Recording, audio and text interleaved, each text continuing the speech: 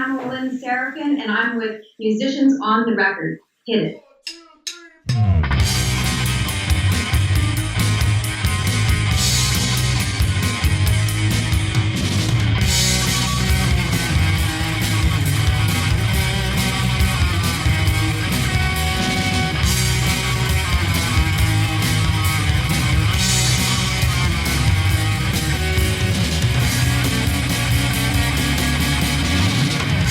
This is huge, musicians on the record. Bring it on.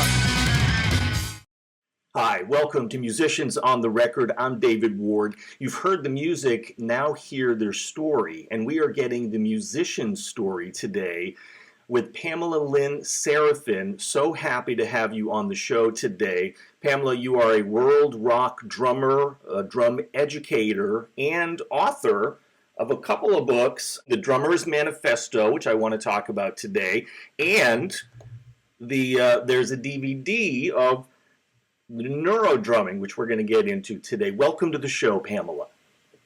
Hey, thank you so much for having me, David. I'm so excited to be sharing my love and passion for drumming with you and your audience today. So bring on the questions. I'm ready. You are ready. Excellent. So let's maybe start with, I was looking at your books and the website, and as a therapist and coach, really excited to talk to you about NeuroDrumming, because you talk a lot about the health, mind, body, and spirit health benefits of drumming. Can you tell us what NeuroDrumming is? Well, that's a great question to start off with. So let me clarify NeuroDrumming, because I know it's a little complicated to understand, but basically what it is, it's a brain training program that uses the drums as a tool to reduce stress and enhance mental performance and the quality of life. So that's the basics. Now, it's a comprehensive program, so there's a lot more we can discuss there, but that gives you a basic idea. Okay, excellent. Well, let's start, though, with your story. When did you first fall in love with drumming and music in general? Well, it's so important, this story, because at the end, 25 years later, you can see how all this developed from my story. Now, I was raised in a small Albertan town in Canada, and I lived in a life of a lot of violence and a lot of abuse and a lot of trauma. And by the time I was 12 years old, I got introduced to drums in school. And at that time, I had no access to drums or percussion or records because we were very poor. So it was this whole world that I didn't know anything about. And when I discovered drumming, I found it to be so comforting. And I loved that. And it kind of gave me the power. It gave me the power to change time for people. It gave me the connection. And it made me feel secure. Now, when you come from, a violent background or survival of the fittest, you need whatever you can to make you feel secure. Yes. And at the time, what I didn't realize is that really what I was doing with the applied with entrainment, where I was learning how to calm my nervous system with drumming. And that's a big part of how all this develops, because I come from that world, and I come from a world where it wasn't about playing time for music. It was about making me feel safe and being able to connect with people. And what happens when you play and in your brain, what really is happening. And so, and I kind of went on this journey that way. And I found world percussion 20 years ago. So I started on drum and played, jazz style. And 20 years ago, I found world drumming, and I thought, wow, this is a way I could share this passion with others. Because, I couldn't carry the drum kit around. I have 3 kids, I wanted to be able to reach people. I wanted to be able to give this to people, because I believe others like me needed it. Yes.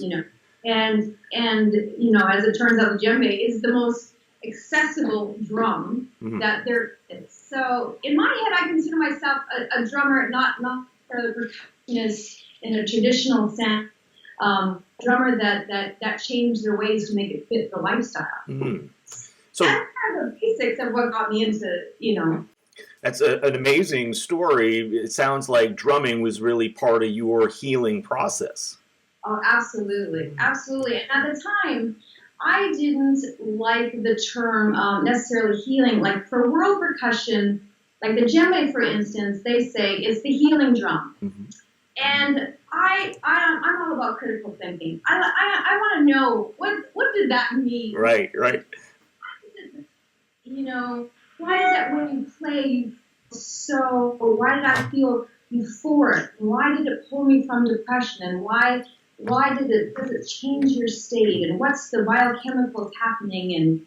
And so I took that. I really wanted to understand. And then, of course, 8 years later of academics, I get it now. And that's what I share.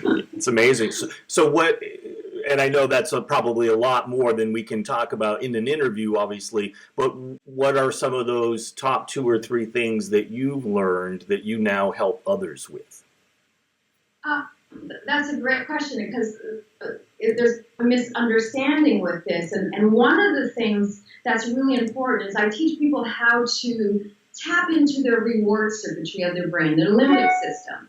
And how we do that is because the reward circuitry is responsible for dopamine. And dopamine is primary, and I'm preaching to the choir here with you, but it's responsible for feeling euphoric and curiosity and passion and desire. And I call it chasing rhythms.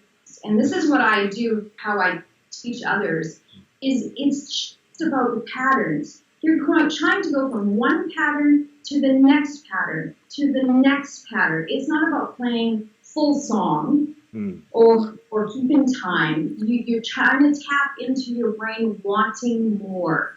And that's the positive addiction or obsession drummers get, right? Where you can't live without it. It's because you tapped into that. Right. And with NeuroDrumming, we do that by rhythmic mantras. So there's 4 patterns in a mantra. And I teach it to how to play through these patterns. And now the byproduct is sounding great because you're practicing. And that's what happens when you practice, right? Right. Yes. So in your book, you were talking about the health benefits, mind, body, and spirit. One of the things that caught my eye, and maybe this is related to what you were saying, is the artistry of rhythmic entrainment. Can you say, and I'm imagining that's tied to the mantras, can you say more about that? Absolutely, because applied rhythmic entrainment is really talking synchronization, the physiological synchronization, the brainwave patterns of the drummer, and the patterns that are being repeated and expanded upon. This is what I was talking about when I was a kid. It's about training into these patterns. So now it doesn't necessarily mean that you have to do slow patterns or simplified patterns. You can do complicated patterns. And a lot of people don't realize that. Okay. But drummers, we know once we have those patterns in our muscle memory, right? You're not necessarily stimulating your brain and you're fighting your mind. Now it looks like our brain is on overdrive, but we're really quite still, even when we're soloing, right? We're not thinking. Yes. Right. Right. So in entrainment, what I do is teach people really how to dig into the rhythms and really, learning is everything, and that's what separates this program from a lot of things. But even the drum circle concept, or even the other styles of drumming, is it's all about learning. It's about learning patterns. Not just a feel, get the adrenaline going, and it isn't about that. Yeah. That happens, the byproduct. Yes. But the entrainment is a really big part of this. And of course, when you have the group, then you're entraining the entire group, which is the same idea, right? Everybody's connected. Yes. So you do a lot of this as a group model as well.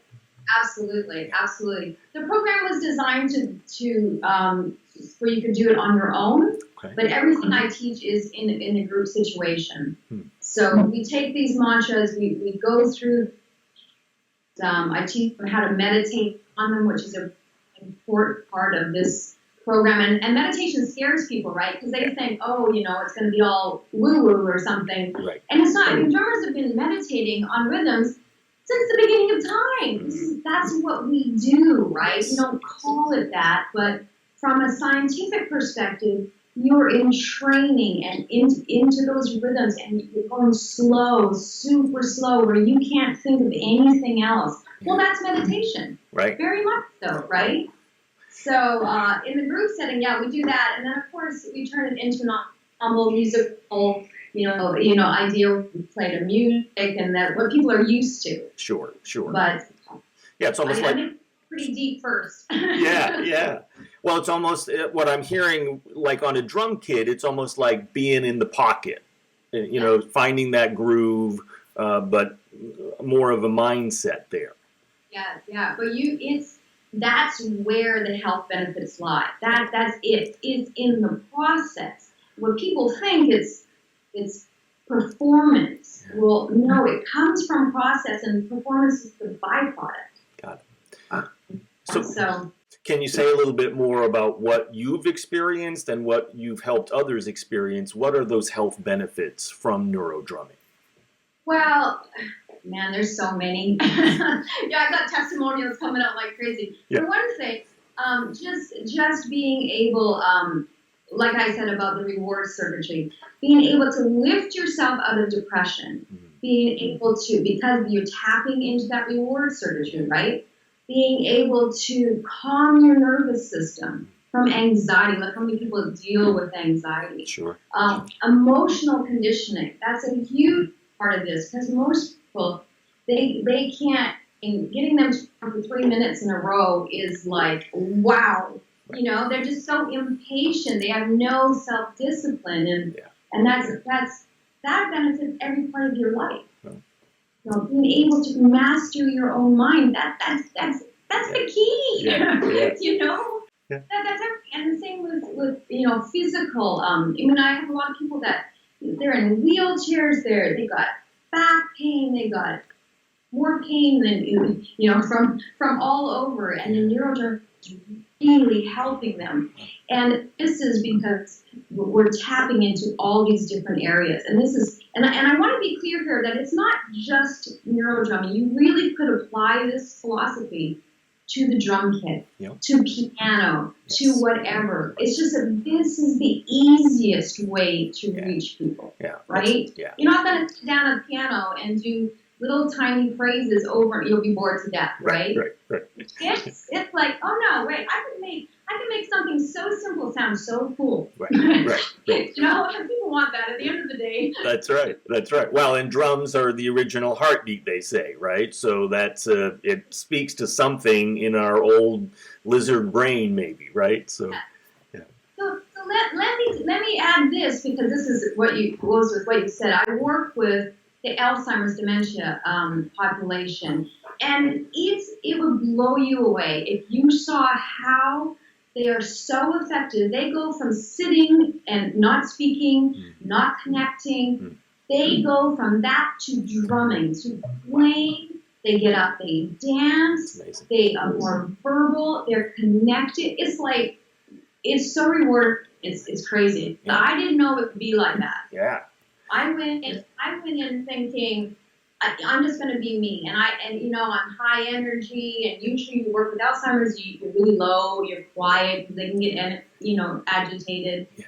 And I thought, you know what, this is in them. Yeah. They're going to love this. So I went in, flailing, just so, and they loved it. Wow. And so ever since then, I think, this is why I'm so passionate about it. Like, people need to really get how incredible drumming is. I think it's the ultimate tool for healthcare and great. Personal development. I really believe that.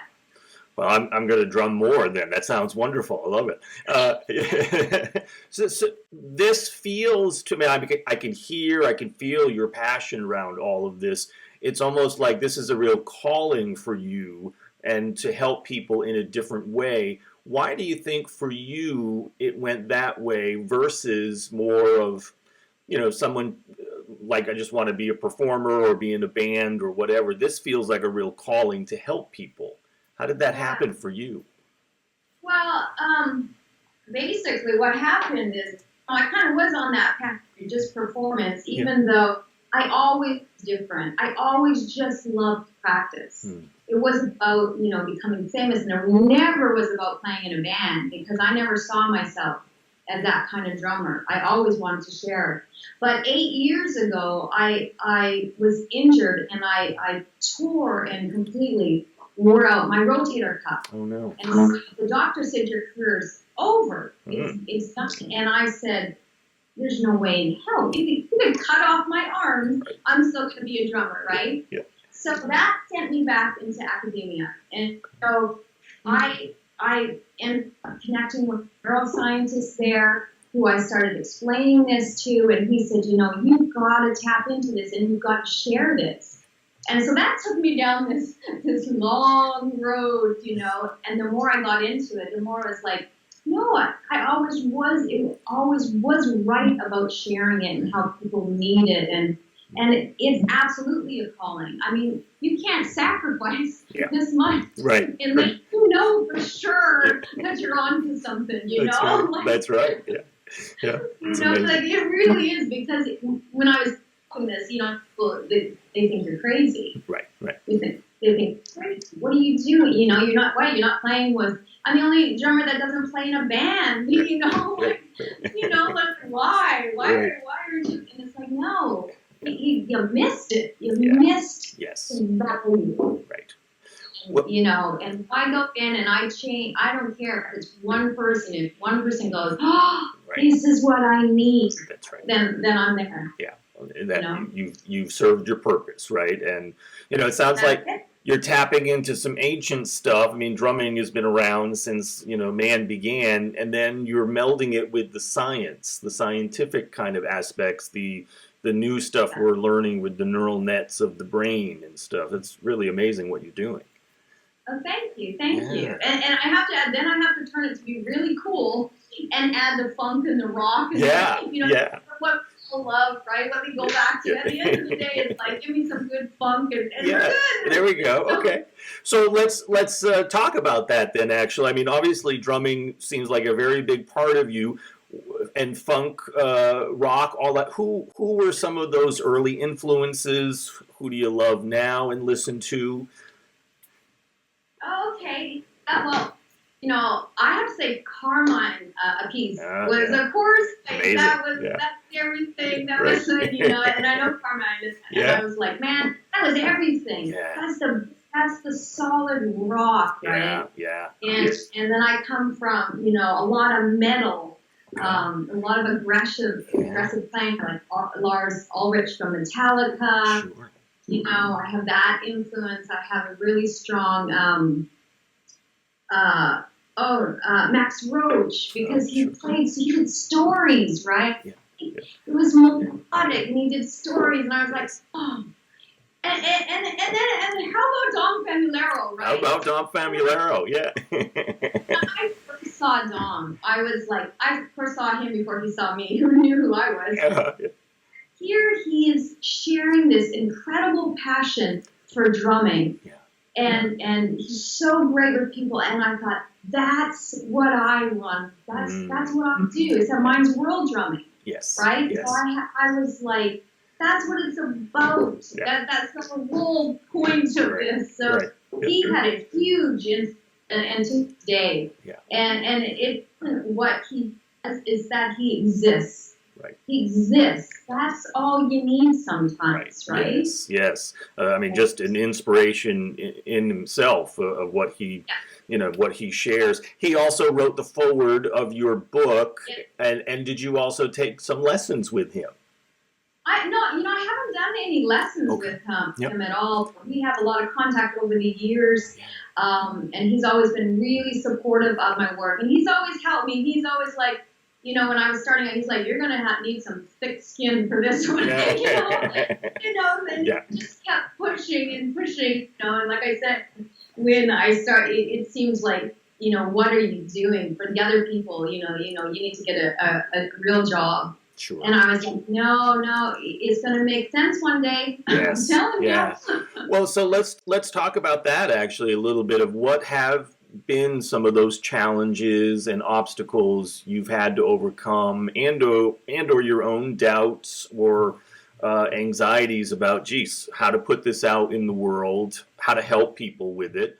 That's a great question. That's in the world drum, when I first got to it, I didn't know what the obstacles would be. Yeah. So let me say this. I didn't know that in most places in the world, they don't want women to drum. It's not acceptable. So right there, I got a problem, right? Yeah. On top of that, it's a male hierarchy that not only they don't want you there, they're not going to help you, and they have they come from a different culture. Yeah. It's not up for me to change that, but somehow I had to take their skills and knowledge, and it was so difficult. I can't tell how hard it is to be in that world because they don't want you there, and there are some that do, and along the way I would find the treasures. Yeah. That would help me and see, some would say, there's somebody that gets it, that's going to study this art form. Yeah. And they're that helped me. And so just that alone. Right. So that took 20 years. That took 20 years to get technique to the level that now I can play, and they go, "Oh, she paid her dues. She paid her dues." Wow. That's a big part, right? Yes, so that alone is just a fantastic struggle. Let's look at the fact that I didn't have the resources. I started drumming. There was no computers. There was no internet. Right? Sure. There was no access to African drumming or Middle Eastern. There was nothing. So, which is a big part of why I started playing so much rock based, because I could at least right. Yeah. So now I have this mix of styles, and it's very eclectic, but I stuck with it. Yes. So nobody else plays with it. So that's it, Yeah. But you really persevered, and it sounds like you had some sort of supportive folks, so-called angels, sort of like Dom, who gave you that encouragement to keep going. Yeah. And I'm sorry to hear.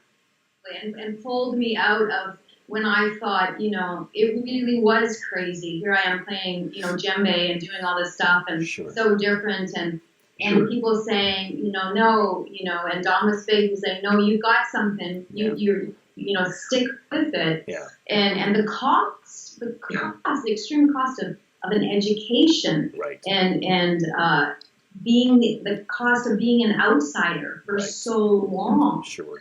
And, but now, of course, it's like, oh, it's totally worth it. Right. Now I can play, and that's what I'm talking about. There you go. Great. It's wonderful. I mean, so you've done all of these amazing things. What else do you want to do? What are some of those other goals of where you'd like to take NeuroDrumming?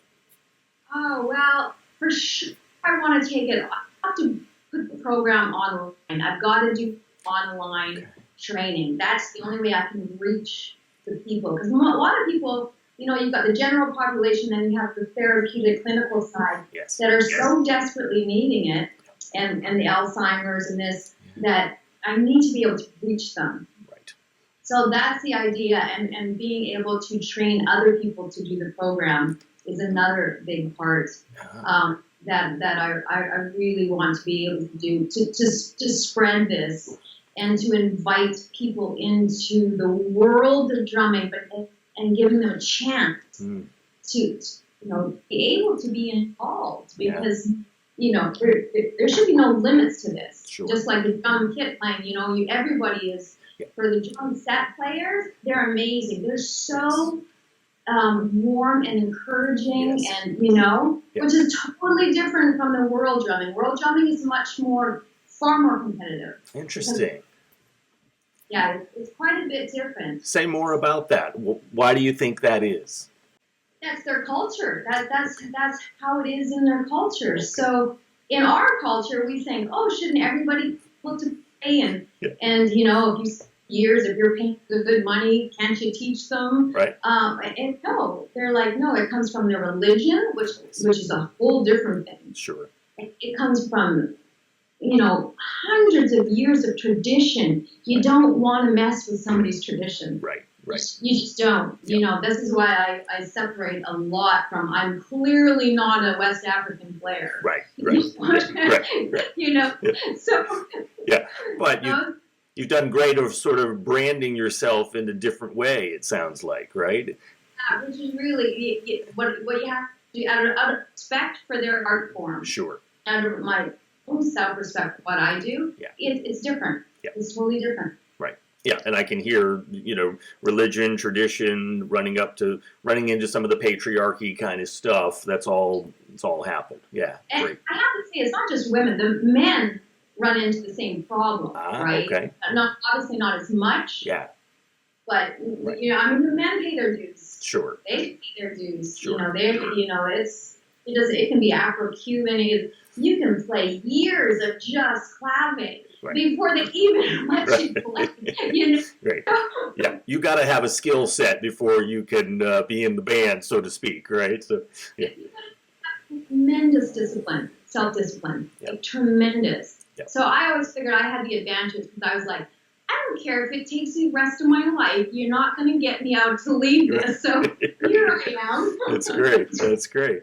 Yeah, and you're not giving up that easy. Yeah. Oh, like, there's no way. Right. Say a little bit more about why, I've heard it before, but I'm not exactly sure why the djembe is called the healing drum. Oh, that's a good question. Now, I don't know what that term came from. Okay. It's what they consider. What I have heard, they believe it in the hide of the skin. Okay.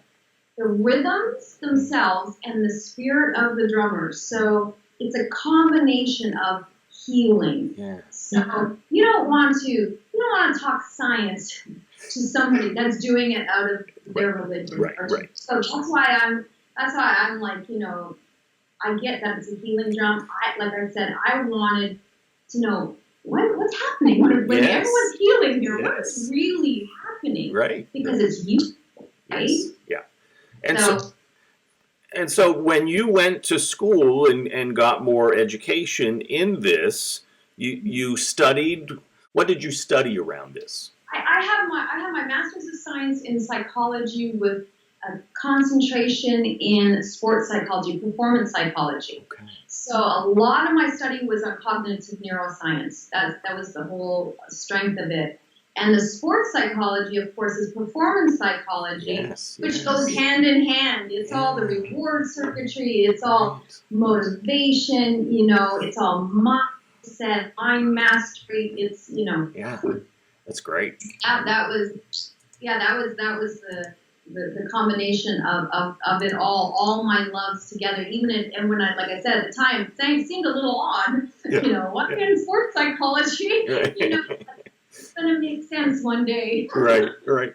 So can you give us an example then, Pamela, as far as somebody comes to you, whether it's maybe private coaching or in your group, and they want to try the NeuroDrumming, what's that process like? Yes. So NeuroDrumming, we do 4 patterns. Okay. So, and I do that so that because you really want to challenge your brain. The whole thing is about challenging your brain. So we do the first stage of meditation, which is concentrative style. Just focusing on one pattern. That's it. You're breaking it down to this bass tone, tone, tone, tone, tone, tone, tone, tone, tone, tone. And it's slow. It's this tempo. Like a slow BPM is tough. And it's like 60 beats per minute. Sometimes I play it to music for them so they can at least, you know, they can feel it, you know. But and like I said, they're just trying to keep the pattern going. And then we add the pattern. So we got this.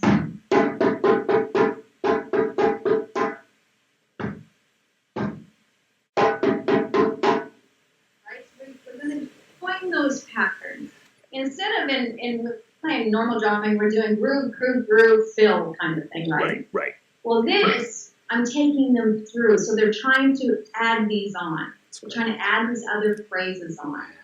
You know, so in a group setting, I might divide the group and one, you know, some of them play the first rhythm, some of them play the second, so they can hear musically. Sure. But when you go home and you're woodshedding your own thing, you're trying to get these rhythms and you're just trying to capture these. Now, once you play them for a long time, this pattern sounds like this. I'll play it with finger style. It sounds like this.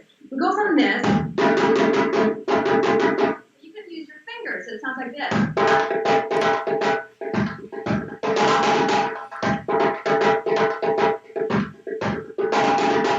Same ones, right? Yes. It sounds far more musical. Well, that's because I played them for hours on end, right? And we know this because I've meditated. They're so part of me that you can't even take them out. Right. You know? Right. But this is that's the idea. Yeah, and this is where the entrainment comes in, it sounds like, correct? Absolutely. Yeah. Absolutely.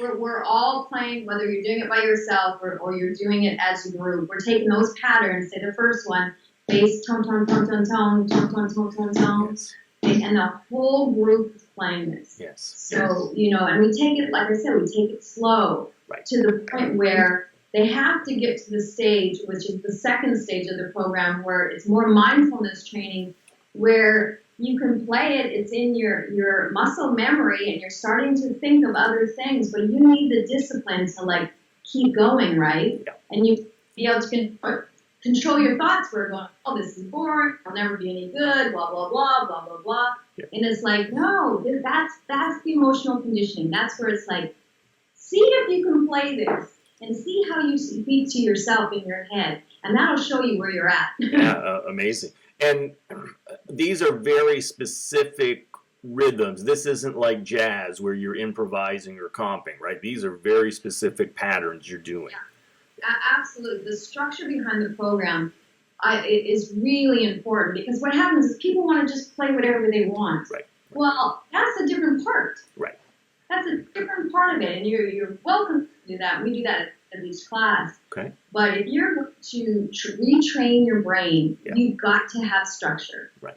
It is the learning process. And so now these patterns, of course, I took from all over the world, and they're the best ones. Yeah. You know, you get that pattern, and you can play to anything. So, you know, and I did rock patterns or funk, you know, give them some kind of swing, and it's like, yeah, at the end of the day, you still have to make it fun so everyone, you know, is loving it. And a lot of times, they don't even know what's happening. They're just like, this is amazing. Right. Right. And a little something to making it happen. Yeah. And people can see this on your DVD, right? They can buy that and be able to play some of those patterns, some of those rhythms that you teach them. Yeah, the DVD's got, I think, 7 mantras. It's got all the notation. It's got all the original music to play along to. It's 2.5 hours. Wow. It's quite. And now I got to say, it was originally called NeuroDrumming Meditation Therapy, and I changed that because everybody's scared of meditation, right. And who wants therapy? Yeah, right, yeah. No, it's not a fun thing to sign up for. Yeah, right. So now it's mental training, which is, you know, once again, I want to say mental health because right away there's already a negative stigma towards it. So no, it's mental fitness training. Right, sure. Absolutely. That's really great. When you're talking about meditation, this is different than something like TM and that kind of mantra, or is it similar where you're doing some of these patterns with the meditation and you're saying a mantra? It is absolutely the same thing. It really is the same thing because for meditation, there's 2 styles of meditation, concentrative and non-direct. So concentrative is where you're focusing on an object or a phrase or a word.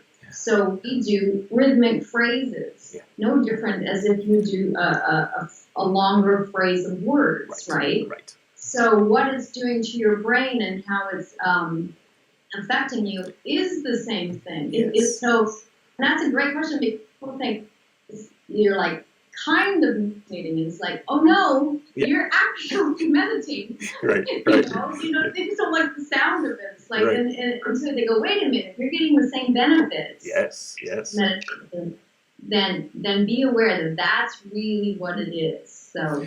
Well, I think this is fantastic because I talk to a lot of folks who, when I mention the word meditation, they say, oh, it's really just hard to sit still and think of nothing. So anything where you can add, I mean, there's walking meditations or hiking, but this you get to add drums to. That's pretty fun. Right? Absolutely right. There's many movement meditations, and like yoga is another very much an example. Tai Chi, movement based, Right. So I know. To me, the obviously is drumming is like, how great is that? Right, exactly. Yeah. And so it sounds like one of your goals is also about even training other people to do this similar work, and is that somewhat thinking about like a certification process where they can sort of take that out into the world too? Absolutely. That's what I really like to see, because there's so many populations, besides the general public, which to me is like, I'm going to spread the word as much as I can. Yeah. But as from a clinical therapeutic side, there's so many populations that can use this. Right. So many. So a certification program is inevitable. Yeah. I think it will. And I have so many people ask me already, and it's really a matter of time before, it's a lot to it. So absolutely would like to see that happen. Yeah, I mean, that sounds fantastic. And I could see this, helping everybody, but certainly with the elderly, with Alzheimer's, I think this would be fantastic with kids, with children. Yeah. Yeah, right. Yeah, I mean, kids love it. I worked with kids for years, and I'm actually starting the teen program starting up, and the kids program will start up after that. It's all the same thing. I might not call it the same when I'm talking to them. That's right. But it really is the same. Yes. As long as they understand that, you got to make them love it. They have to love it. Yeah. So you don't got to be all heady about it. You just get them playing. Yeah. The screws, and it's like, they're going to love it no matter what. That's right. It's really great. Someone who's wanting to learn world rhythms or world rock, who comes to you, Pamela, and says, where do I even start? Where would you begin with them? Oh, that's a great question. Most people, I send them to YouTube a lot, because there's unlimited amount of information. I don't have a whole lot of my work on my channel, but I have a lot of play along tracks that I collect from others. There's lots of free lessons. The roots, basic roots, is like, you could spend years just doing that. People want, their rhythms, but there's so much online. There really is. You're not going to have the same experience, of course, of coming to a group experience, but to get started, you can start on anything. You don't necessarily even need the drum, because it's really the patterns. Yes. So you can, and of course the drum sounds better, right? But you can totally go to YouTube and start checking things out and start getting into this world of like, maybe there's something more than what we thought. Yes, absolutely. And do you teach? Do you offer private lessons in this? I do a lot of group and a lot of private lessons in my home studio here as well. I can't do very many private lessons, of course, because it's more time consuming, and I'm trying to get this idea and this message out there to people here. But that's in LA, and hopefully in the near future I'll be able to do a tour of it with workshops and really get this spread that way. So, absolutely. I said the workshops are great because I do a 2-hour workshop, and it gives people a chance to get in with and experience it, because it's something you really got to try, right? Yes. It's hard to get them in the door, and once they're in the door, they're like, what? Right. This is way better than I thought it would be, right? So it's and it's definitely a hands-on experience with drumming, right? So, yeah, it really is. Yeah. It just is. There's no way around it, and it does me good. If you think it's not going to be great, and it is, and then I've got you. Yeah, exactly. I've got That's right. Are there other world drummers out there? Because I don't know if anybody is doing quite exactly what you're doing, but that have influenced you, world drummers or world rock drummers. Yeah, absolutely. Mama Decatur is kind of the master of the grandfather of West African. You know, you can't not love him and the message that he spreads. And Hussam Ramzi is a Middle Eastern, a Ridic drummer that I followed for many, many years. He's incredible. Those are the two that come to mind. I mean, there's so many. Sure. There's so many great, incredible players. Pete Lockett is another one. Yes. You know, yeah. Sharing. You know, and he does a lot of traditional styles, and those are the ones that you wanna tap into any knowledge base of rhythms. Yes. That you can, right? Absolutely. So, yeah. And of course, the other one comes to my mind is Baba Olatunji. oh yeah, well, any of his work is Right. Yeah. Amazing. Absolutely. No, he was the godfather of you know, that to the Western world art stuff. So absolutely, yeah. Yeah, it's really fantastic. With all of this too, Pamela, you're teaching, you're helping people. Do you also do performances with this? Yeah, I do. You know, I've just started getting far more into performance and starting to do an entire percussive setup, which is what will be coming down the road, and working on doing some recordings, which is another, which I love to do too. Yeah. I'm really excited about that. That gives me a chance to have my sound heard Yes. and to be able to play. So that's like old school. I'm going to actually be recording instead of doing that. That's great. That's great. Yeah, I've got both skills, you know. Right. So I'm excited about that. Yeah.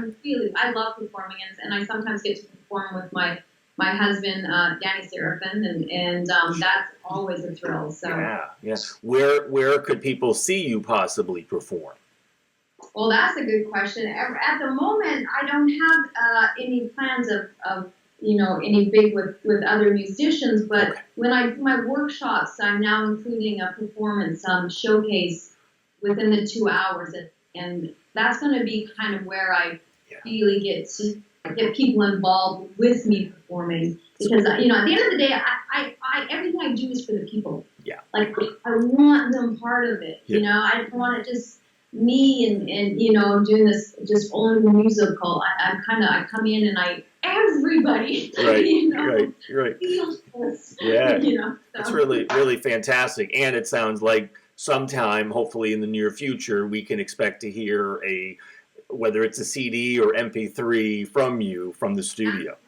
Yeah. That's coming. I'm working on that. I'm working. All right. Excellent. That's great. Wonderful. Well, Pamela, thank you so much for your time, and thank you for being on Musicians on the Record. Would you be so kind as to play us out? Okay. Well, I just want to thank you so much for giving me this opportunity. I really am grateful for your time and allowing me to share my story. So I really appreciate it.